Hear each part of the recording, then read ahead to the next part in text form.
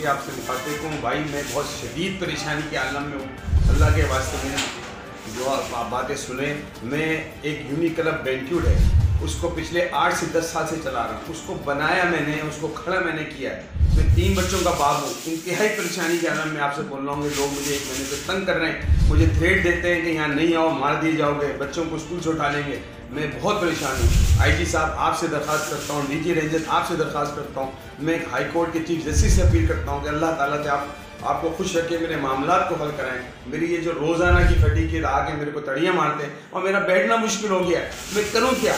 मुझे बताएं मैं क्या करूँ? मेरी बेटियाँ हैं, वो स्कूल नहीं जा पा रही हैं, मेरे को खाने पीने के मसले हो रहे हैं। खुदारा मेरी मदद करें, मेरी मदद करें और मेरे SHO जौहर को मोतबर करें कि वो आए और मेरी मदद करें। इन लोगों से मेरी जान छुड़ाएं प्लीज़।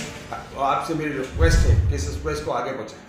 सर वो कौन है, किसने ये कब्जा किया है? ये कब्जा नहीं किया हुआ उन्होंने, आगे मुझे तड़ियाँ मारते हैं। वो अतीक साहब हैं और फरीद साहब हैं, वो आते हैं और मुझे बोलते हैं जगह को खाली कर दो। उनके गुंडे आ रहे हैं, नामालूम लोग हैं। कभी कोई आता है मोटरसाइकिलों में सर, कभी कोई आता है गाड़ी में। मैं तो वहाँ जा नहीं पाता।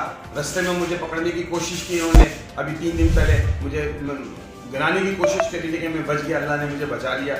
मैं बड़ा परेशान, मैं अपनी बेटियों के लिए परेशान हूँ। अल्लाह के वास्ते मेरी मदद करो यार। केस दायर वगैरह करवाए? अभी मैंने केस दाखिल नहीं किया, लेकिन मैं कानूनी कार्रवाई करने की तरफ जा रहा हूँ।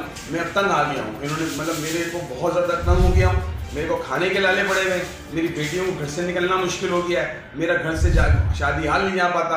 मेरे को हर वक्त डर लगा रहता है कि कोई मुझे मार ना दे। मुझे जान की धमकी दी गई है, असले के ऊपर दिखा के मुझे धमकी दी गई।